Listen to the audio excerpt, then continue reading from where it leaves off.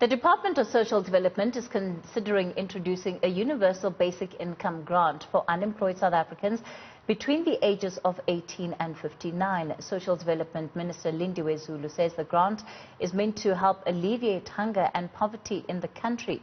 But the question is this the solution? We're joined by Wits University's Professor Lawrence Hamilton. Professor Hamilton, good evening. Thanks for your time on News at Prime. Are we heading in the right direction here when it comes to addressing those members of our population that simply don't have access to income and, quite frankly, are not catered for in any of the state problems when it comes to the very basic needs they face? Good evening, Kathy, and good evening for viewers. As you're aware, this has been a discussion that's been ongoing for 20 years. And if it's affordable, which is a big if, then it most definitely is something that is needed and desirable. We're in a crisis, and this crisis has opened up a great opportunity to put in place something like what's being proposed. Basic income grant. Interesting you use the word affordability because that's the issue of contention, right? How much would such a grant need to be, and where exactly is government going to get the money to put it into effect? Let's talk about perhaps some of the numbers that you play around with when it comes to what you think might be a decent amount where people can try and sustain some kind of a livelihood. Well, the amount that's been proposed is 500 Rand a month per person. The amount that was originally proposed earlier in the discussion a few years ago was 100 Rand per person per month. Both of those figures are very, very low. The accepted figure is what's called the upper band. Poverty line is around 900 to 1,000 Rand a month, and the lower band is around 650 Rand a month per person. I suspect that what this is more than aiming at those bands, reaching those bands and therefore satisfying some very basic needs, it's in fact potentially an opportunity to use what has come up in the form of the Social Relief of Distress grant under COVID-19 and then carry that forward post-October 2020 in the form of a basic grant. If it's aiming at 500 Rand, then it's a hell of a lot better than 100 Rand, obviously.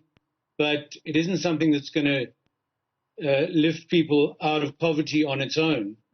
But these grants are not necessarily intended to do that. They're intended to try and give people who are unemployed a leg up to meet their most basic needs such that they can then find the opportunity to either gain better education or employment.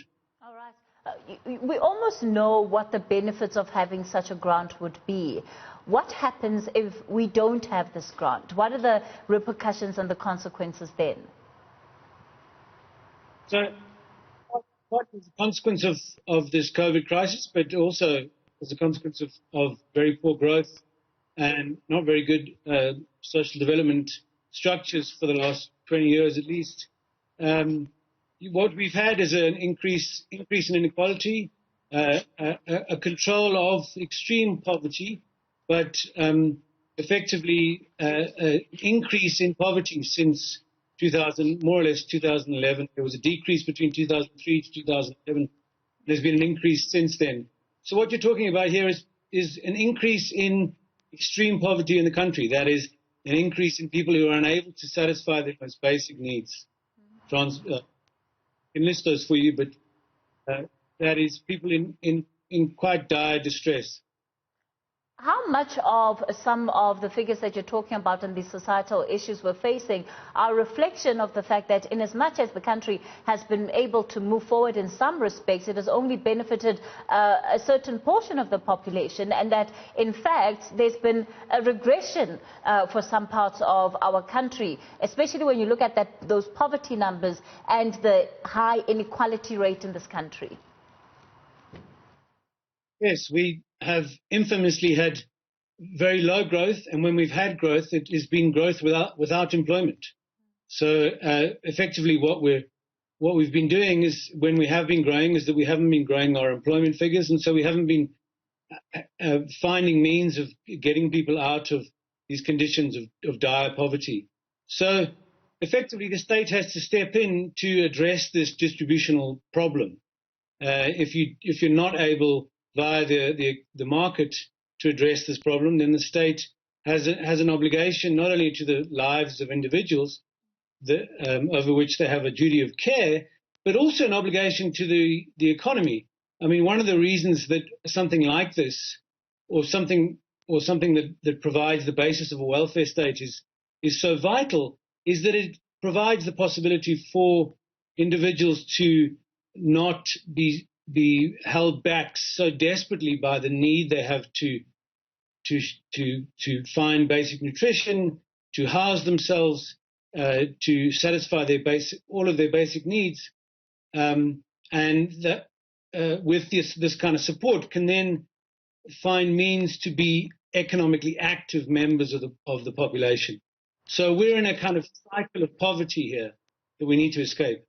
Of course, there are those who are also worried about the cumulative effect of some of these societal issues that we're facing, and that they may in fact be a breeding ground for social unrest in the country, which of course will be exacerbated by the full impact of COVID-19, which we are yet to experience.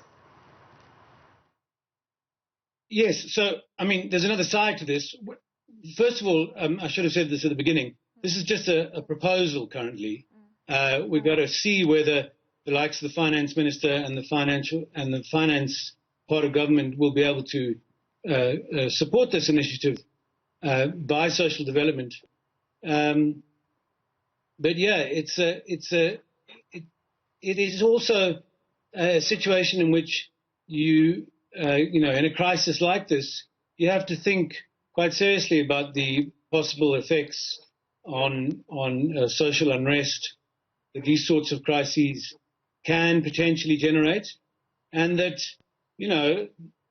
as I say, 10 years, if not more, of poor growth and growth with a lack of employment have produced. Social unrest has infamously gone up a great deal in the last 10 years in South Africa.